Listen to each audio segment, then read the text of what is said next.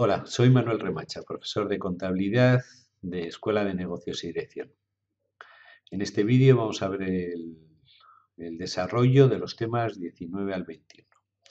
El 19, fusiones entre empresas del mismo grupo, y el 20, escisiones de empresas, están muy relacionados con los temas anteriores del 16 al 18, que habla de fusiones de empresas. El tema 21 veremos lo que es la contabilidad de las sociedades de responsabilidad limitada, que básicamente se tratan, salvo pequeñas diferencias, igual que para las empresas de capital, sociedades anónimas. Comenzando con el tema 19, fusiones entre empresas del mismo grupo, lo que nos habla es que cuando se habla de grupo, se habla del artículo 42 del Código de Comercio, por el cual se ejerce el control, ya sea con la mayoría de derechos de voto o de la facultad de nombrar o de destituir al órgano de dirección, etcétera. Aludiendo al borrador del ICAT de las normas de contabilidad aplicables a fusiones y escisiones de sociedades, nos habla de que esto sería el caso de una fusión impropia, de que la totalidad de las acciones en el momento de adquisición, de la absorción, es una mera anotación contable, de que no se altera el fondo económico jurídico de la operación, puesto que ya se tenía el total control, que la valoración de acuerdo con las normas para la elaboración de las cuentas anuales consolidadas del Real Decreto 1815 del 92 es totalmente aplicable y que las normas de contabilidad básicamente se desarrollan en el cálculo de las diferencias de la primera consolidación. Esto quiere decir que hay que calcular la diferencia entre el valor contable de la participación y el valor de la parte proporcional de los fondos propios, solamente a efectos de elaborar las cuentas anuales consolidadas. Si es positiva, se imputará a los elementos patrimoniales de la sociedad dependiente o reduciendo los pasivos de esta fusión, y si es negativa, aumentará el valor de los pasivos o disminuye el valor de los activos. Esta diferencia de primera consolidación, una vez aplicado lo anterior, se reflejará como fondo de comercio. Con el nuevo plan general contable, la diferencia, si es positiva, se imputa directamente a pérdidas y ganancias. Este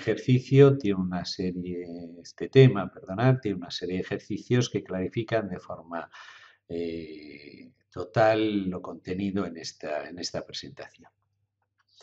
El punto 20, escisiones de sociedades, nos habla de que hay escisiones totales, parciales y segregaciones. Escisión parcial cuando hay la transmisión en bloque de una parte de la sociedad. La escisión total es cuando una sociedad se divide todo su patrimonio en dos o más partes, desapareciendo esta empresa inicial.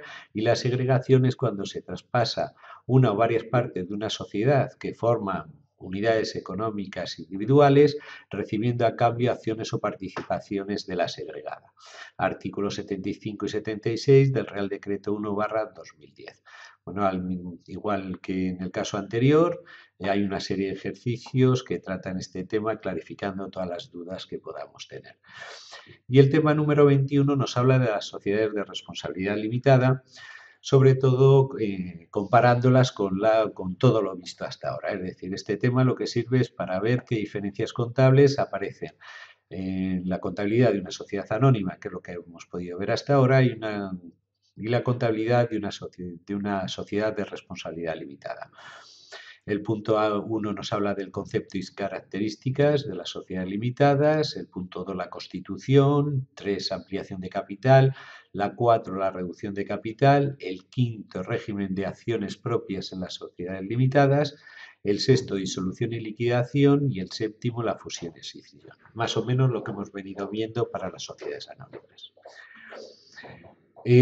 Concepto y características de las sociedades limitadas, pues básicamente que no pueden tener un capital social dividido en acciones, sino en participaciones sociales, que su capital social es de mínimo de 3.000 euros, y la característica más peculiar es que no pueden emitir obligaciones u otros valores agrupados en emisiones. Aunque para resaltar la característica más importante de las sociedades limitadas es que hay grandes impedimentos a a la transmisión de las participaciones. Constitución de las sociedades limitadas te dice que es válido el esquema para las sociedades anónimas. Pueden emitir igualmente participaciones sin derecho a voto, pero con la misma limitación que las sociedades anónimas, que no superen la mitad del capital social. Para la ampliación de capital en las sociedades anónimas, nos dice que es válido el esquema visto para las sociedades anónimas. Las peculiaridades, pues básicamente que tiene que estar aprobada por todos los socios y que hay limitaciones a la transmisión. Es decir, en estos casos puede haber socios que se separen de la sociedad inicial porque se toma la decisión de hacer una ampliación de capital. Reducción de capital, volvemos a lo mismo, que es válido el esquema para las sociedades anónimas. El régimen de acciones propias en la sociedad limitada nos dice que la adquisición originaria está prohibida, que hay derivativas, cuando se adquiere patrimonio a título universal, cuando hay reducciones de capital, se adquieren para una posible reducción de capital o causas similares.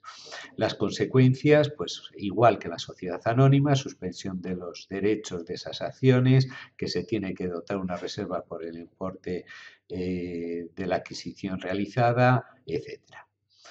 Disolución y liquidación de las sociedades limitadas. Nos comenta que es válido el esquema visto para las sociedades anónimas. La fusión y escisión, igualmente, nos vale el esquema para las sociedades anónimas.